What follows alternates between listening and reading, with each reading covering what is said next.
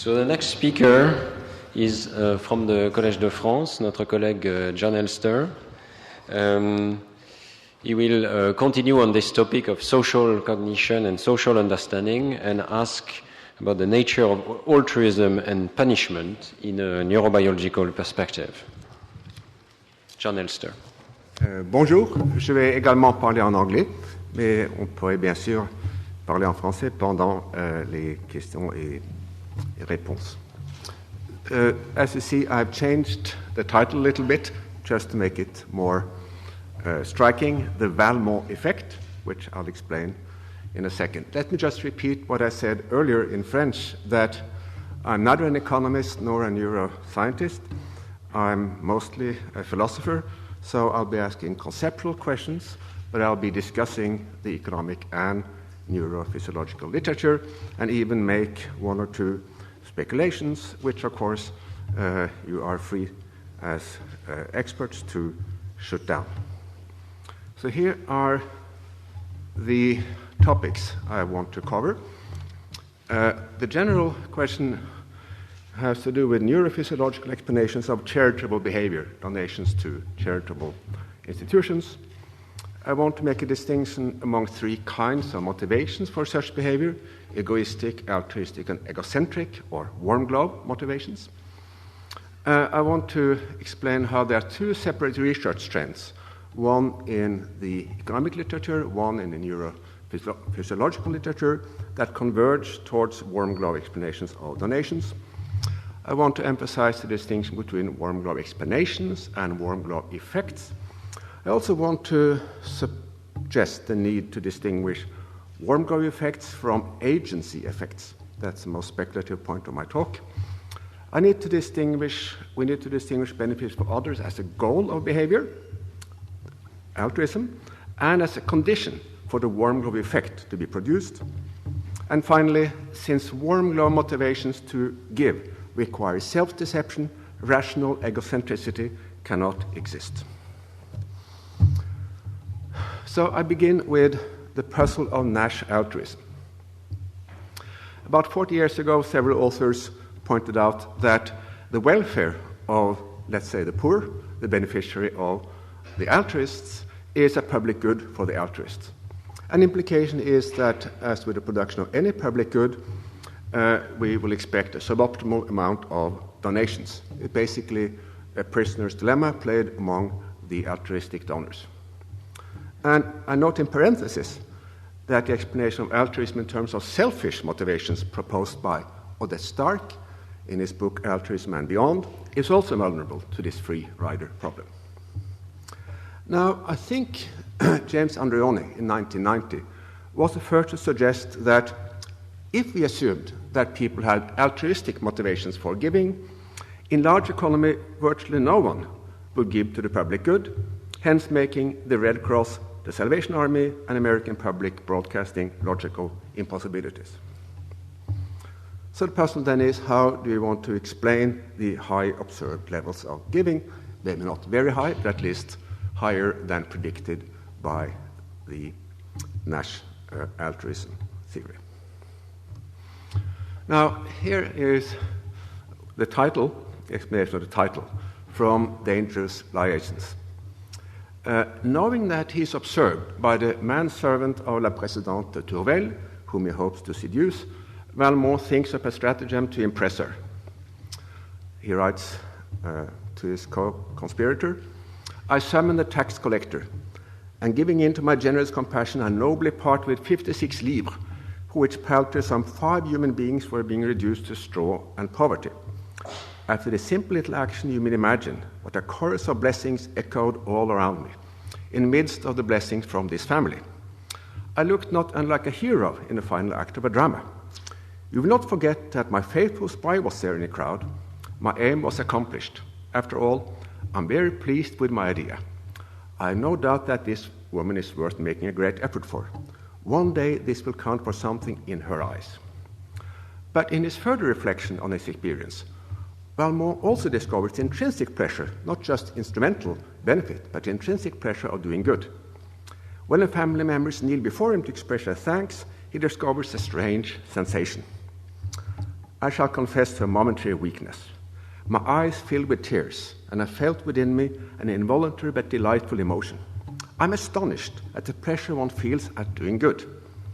And I should be tempted to believe that those whom we call virtuous do not have so much merit as we are led to believe. So here's how the Valmont effect solves the puzzle, as stated a few moments ago. It transforms the aim of giving into a private good for the donor, thus eliminating the free rider problem. I should note, by the way, that this aim, transforming the public good into a private good, can also be achieved if each donor has his or her exclusive beneficiary, as in Save a Child campaigns that identify the child that the donation will help.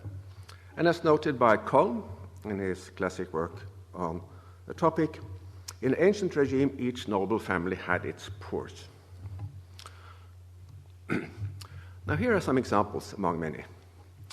Kalman and Knecht argued that people's willingness to pay for preserving the environment can be explained on the assumption that they are, in their words, purchasing moral satisfaction. That is, to achieve the warm glow from believing that they are concerned with the environment rather than by concerns for the environment. Palfrey and Prisby, using public good experiments, conclude that the warm glow effect has a strong explanatory force, but altruism virtually none. And Kaplan, in his book The Myth of the Rational Voter, argues that sociotropic voting, that is, voting for the public good rather than for one's private interest, can be explained by assuming that people want to enhance their self-image at low cost to themselves. And as he says explicitly, the cheaper morality is, the lower the cost of morality, the more people buy of it, as with any other good. Now, here are some doubts. First, some doubts about Nash altruism. Since the equilibrium in this case does not consist of dominant strategies, it will be realized only if people know how much others are giving. And the empirical question is, do they? I think that is highly questionable, although I have no data on the matter. Now, another doubt arises when we consider fairness motivations. It seems to me, again based just on personal, casual observation, that after natural disasters, there's often a snowball effect, so that people give more when the donations of others are highly publicized. We read in the newspapers, we hear on TV about how many dollars or euros were collected the previous day, and then people feel motivated to give themselves. And there are also some natural experiments to this effect. In Bogota, the imaginative mayor, Antanas Mokus, showed on real-time television the total consumption of water during a water crisis, so that people could know that others were saving, and thereby, in fact, were motivated to save themselves.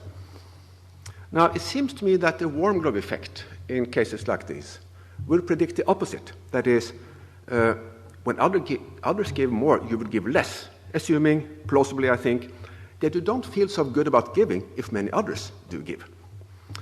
And altruism, of course, would also predict the opposite, because if many others give, and assuming decreasing marginal utility in the beneficiary, your donation makes less of an impact. Now, here's a conceptual point, which I'd like to insist on. Can small sacrifices produce the warm glow? And I refer in particular to several articles by Prelek and Brodner on credible self-signaling. I believe a large sacrifice may be needed to make one feel good about oneself. One cannot make oneself believe one is an altruist by giving 25 cents to the beggar on the corner. In other words, the demand curve for morality as a function of price might be upward sloping over part of the price range. But in this case, how can we distinguish between the warm glow effect and altruism if the warm glow effect requires that some good be done for others? Let me just repeat how I phrased this initially. Need to distinguish benefits for others as a goal or behavior that's altruism, and as a condition for the warm glove effect to be possible. And a final set of doubts arise from cases in which people act as if they are choosing along the diagonal in the prisoner's dilemma, that is, choosing between the upper left-hand corner, everybody cooperates, and the bottom right-hand corner, nobody cooperates. And this could come about by magical thinking, as has been documented in a classic study by Botrone and Tversky that I'll refer to later, or by what you might call everyday Kantianism, roughly, you should do what would be best if everybody did the same. So these are some doubts and some alternative suggestions.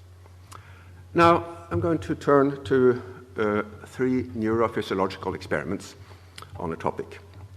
First, by Descarvin et al., explain altruistic punishment, or revenge, as motivated by the warm glow. Now, it's important to note here that altruism does not refer to a particular motivation, but simply to the effect of the behavior, not, of course, on the target of the punishment, but on third parties, who might benefit in the future from changed behavior in the target behavior. So, on the motivational side in this experiment, it is a punishment that does the work, not any intention to confer benefits. But as Faire, who is a co-author of this paper, has argued in other places, in an evolutionary perspective, the altruism might in fact also enter into the explanation. There's a paper by Moll et al., who observed in an appropriately titled paper, I believe the title is Human Frontomesolimbic Networks Guide Decisions About Charitable Donations. But they observed that ideologically motivated behaviors, which have charitable behavior as a small subset, are correlated with activation of reward centers in the brain. As far as I can see from the paper, they do not actually go beyond correlation, so I will not discuss that paper further. And finally, Harbaugh et al. Explained donations to charity as motivated partly by altruism and partly by the warm glow. Now, I'm not going to discuss the question on which we have a world-class expert here in Colin Cameron, or the validity of these findings outside the lab.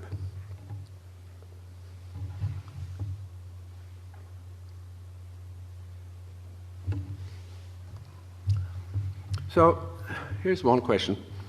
Is the warm glow a motive for behavior or simply a side effect of behavior? That is also the question of explanation versus correlation or causation, intentional causation versus correlation. So the fact that people derive pleasure from doing good or from punishing doesn't imply that they do these things for the sake of the pleasure. So here I have a sort of thought experiment, that is a hypothetical experiment that could be carried out using the methodology of Descarvin et al., namely the following. Suppose instead of two-party punishment, as in the Descarvin experiment, you used third-party punishment, where one person A punishes another person B for something bad that B did to a third party C.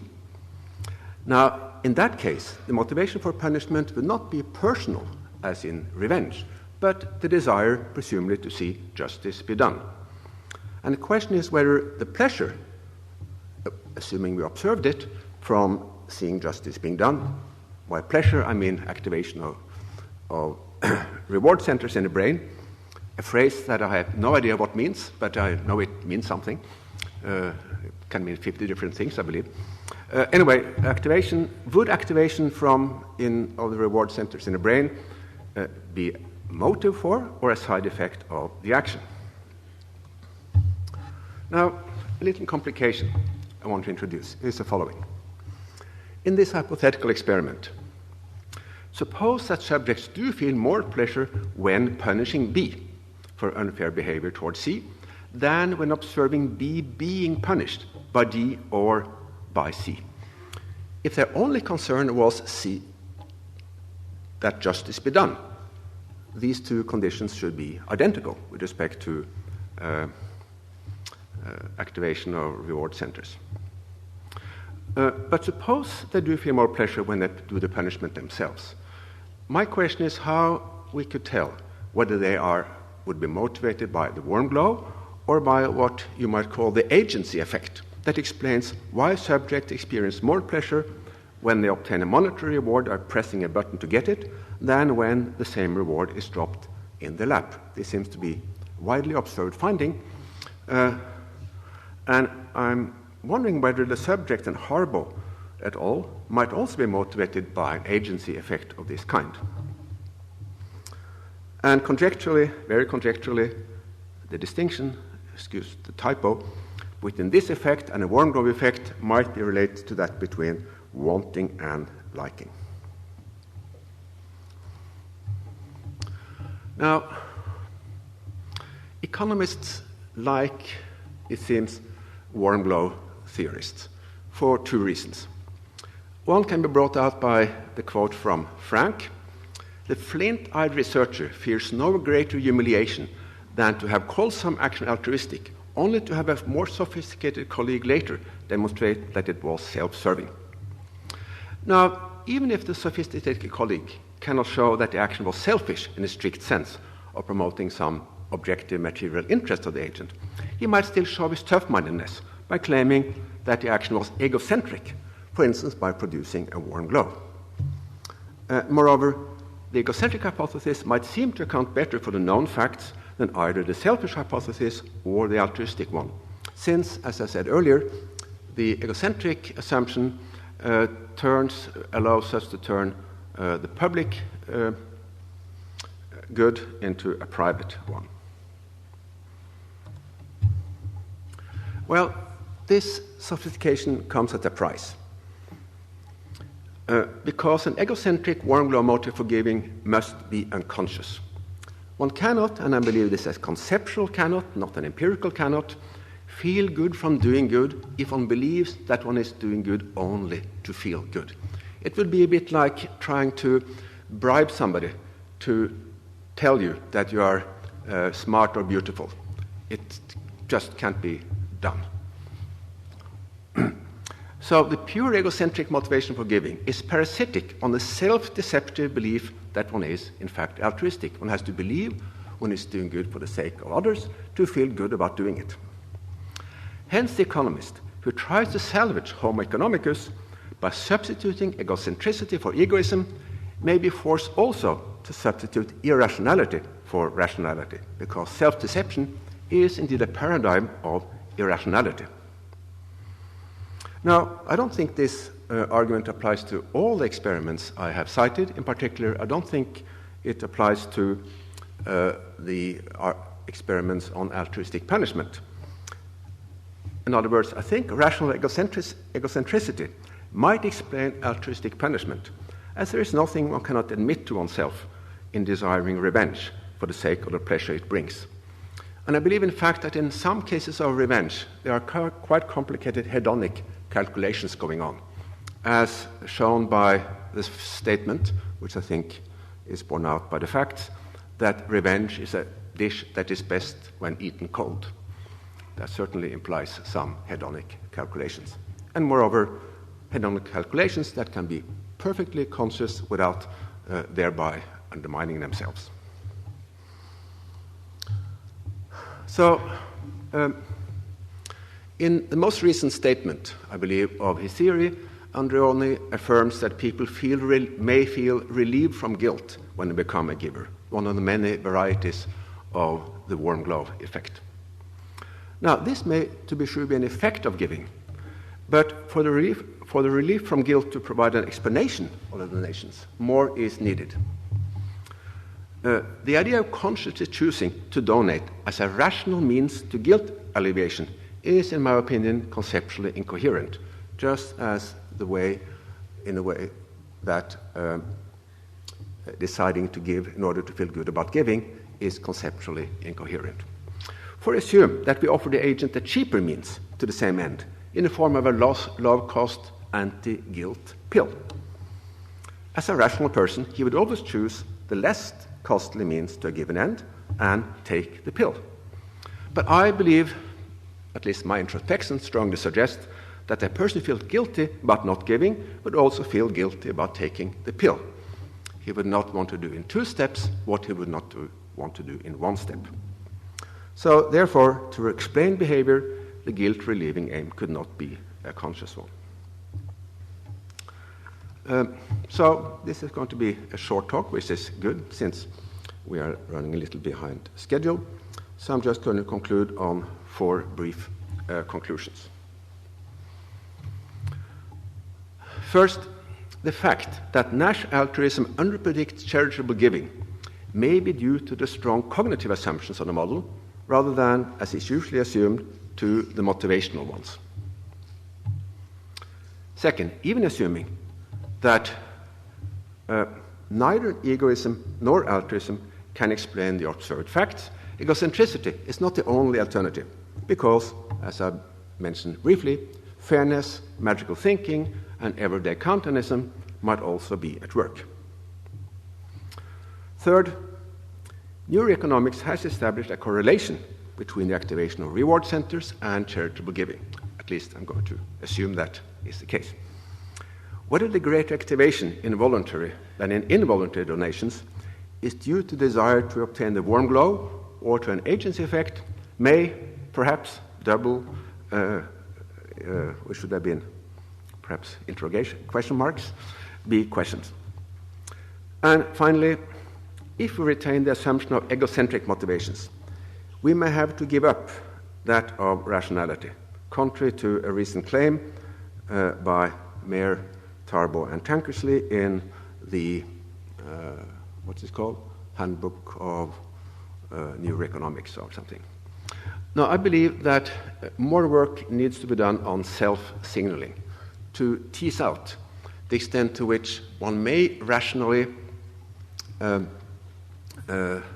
engage in behavior for its diagnostic value. Because I don't think it's completely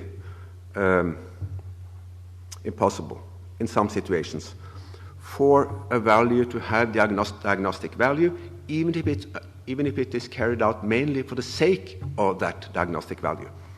It's a tricky issue, but I think I could at least come up with one plausible hypothetical case in which actions carried out for their diagnostic value might have true diagnostic value and not simply warm glove effects. Thank you.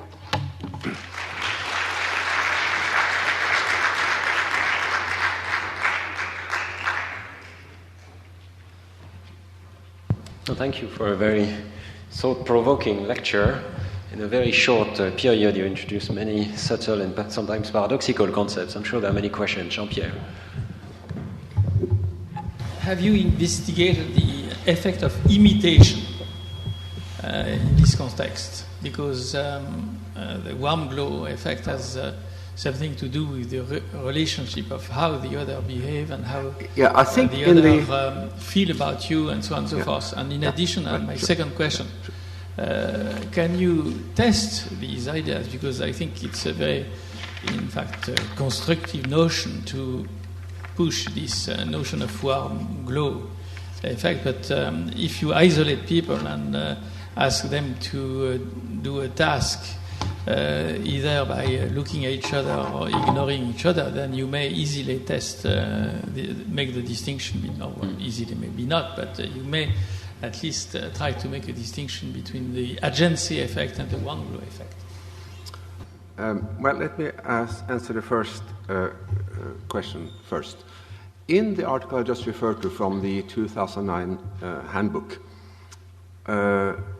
Mayer, Tarboe, and Tankersley do in fact argue that prestige, social prestige, could be one source of the warm glow effect.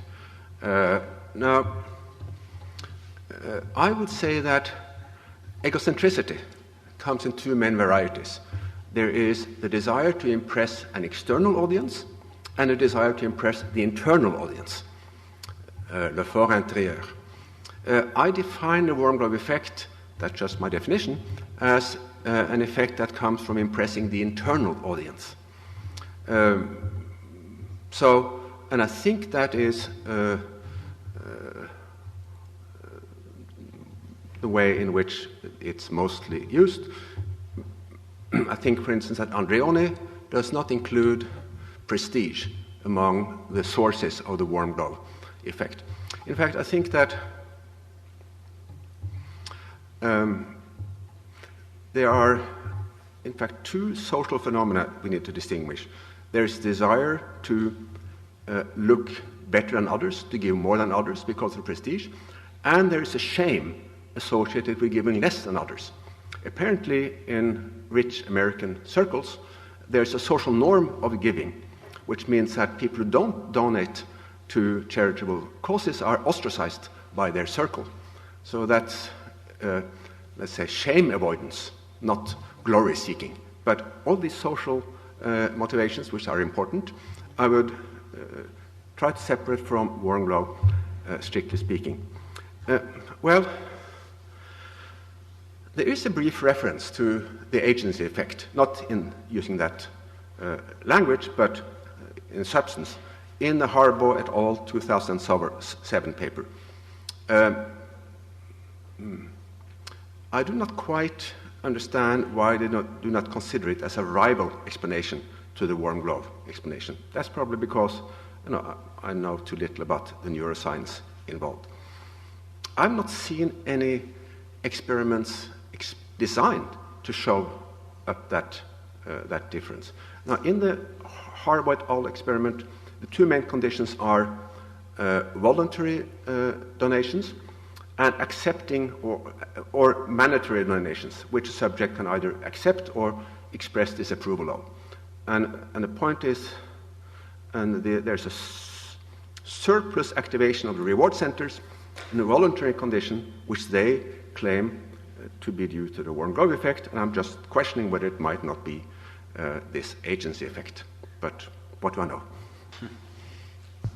It seems like that if you analyze altruism according to the cognitive constructs that you've elucidated here, and you try and dissociate it into different cognitive processes, it seems like you end up in a very interesting but rather paradoxical state of affairs. And that seems to be one of the results that I've got from your talk. Is that fair enough?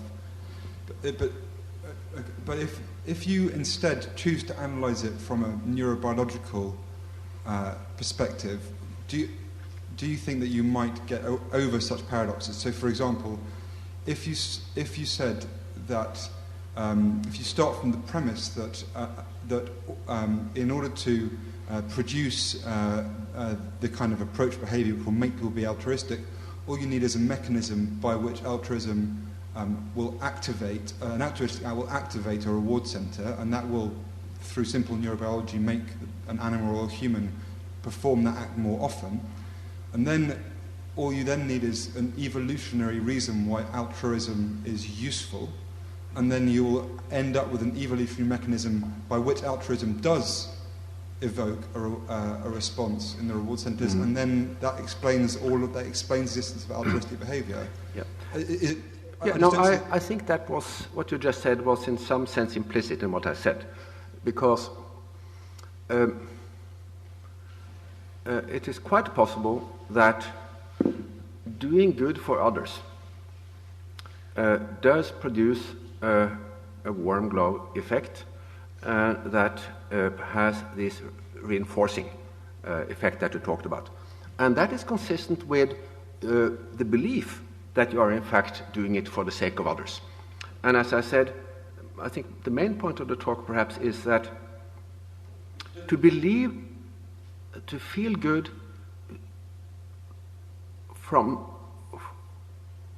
to derive pleasure from the belief that you're doing good for others, you have to believe that you're actually doing something good for them. So that's why cheap altruism doesn't work. But why? That's sort of the heart of what I was asking. Why do you have to consciously analyze in any way why you're taking an act? I'm working within a rational choice paradigm of economics. Rational choice, unless you are an out-and-out revealed preference person, which you might be, I believe that rational choice is based on desires and beliefs. You explain behavior in terms of desires and beliefs. If you want to go a different way and use reinforcement theory or revealed preference theory, be my guest. But I am taking the rational choice perspective, within which action is seen as the optimal, the best means for realizing the agent's conscious desires given the agent's conscious beliefs. But even within the rational choice setup, is it do these ideas become rational if you assume that the subject is not analysing why he's taking the choice? Which is something that often behavioural neuroscientists will assume.